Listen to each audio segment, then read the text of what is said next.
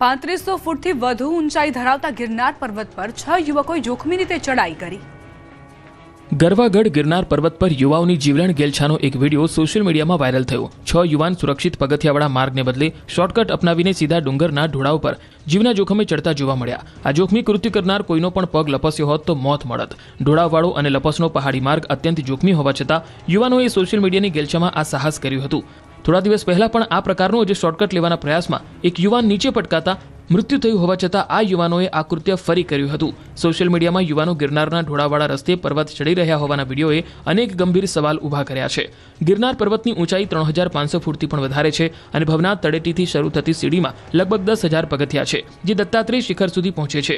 પગથિયા સિવાયનો પહાડી માર્ગ અત્યંત ઢોળાવવાળો, લપસણો અને ઝાડ પાંદડથી ભરપૂર હોવાથી અકસ્માતની સંભાવના ઘણી વધારે છે। ત્યારે આ વાયરલ વિડીયોમાં દેખાતા આ દ્રશ્યો માત્ર સાહસ નથી પણ જીવનું જોખમ છે। જો આમાં કોઈ આકસ્મિક ઘટના બને તો તેની જવાબદારી કોની રહેશે, આ મોટો સવાલ છે।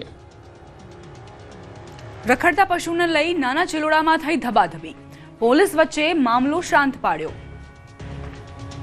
અમદાવાદ શહેરમાં રખડતી રંજાડ હવે માથાનો દુખાવો બની ગઈ છે। અમદાવાદના નાના ચિલોડા ગામે આજે સવારે ઢોર પાર્ટીના કર્મચારીઓ અને બળદના માલિક વચ્ચે તીવ્ર શાબ્દિક ઘર્ષણ થયું। આ અડચણરૂપ બળદને પકડીને લઈ જવાના પ્રયાસથી વિવાદ શરૂ થયો, જે બાદમાં બબાલમાં ફેરવાયો અને મામલો નરોડા પોલીસ સ્ટેશન સુધી પહોંચ્યો।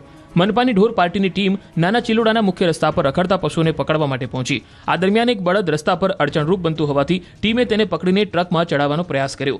બળદના માલિકે વિરોધ કર્યો અને કહ્યું પશુ તેમનું છે અને તેને લઈ જવા દેવામાં નહીં આવે। બંને પક્ષ વચ્ચે શાબ્દિક બોલાચાલી શરૂ થઈ, જે ઝડપથી ગરમાઈ। વિવાદ વધતા માલિકની પત્ની પણ ઘટના સ્થળે પહોંચી અને ઢોર પાર્ટીની ગાડીમાં બેસીને પશુને છોડાવવાનો પ્રયાસ કર્યો। તેમણે આરોપ લગાવ્યો કે ટીમ બળજબરીથી પશુને લઈ જઈ રહી છે અને તેમની આજીવિકા પર આંચ આવશે। ઢોર પાર્ટીના કર્મચારીઓએ જણાવ્યું કે પશુ રસ્તા પર અડચણરૂપ હતું અને ટ્રાફિક જામ કરી રહ્યું હતું, તેથી તેને હટાવવું જરૂરી હતું। સ્થાનિક લોકો એકત્ર થતા પરિસ્થિતિ તંગ બની। છેલ્લે નરોડા પોલીસને જાણ કરવામાં આવી અને પોલીસે ઘટના સ્થળે પહોંચીને બંને પક્ષને છૂટા પાડ્યા। માલિકે ઢોર પાર્ટી સામે બળજબરી અને પશુ માલિક પર હુમલાની ફરિયાદ નોંધાવી, જ્યારે ઢોર પાર્ટીએ પણ વિરોધ અને કામમાં અડચણની ફરિયાદ કરી।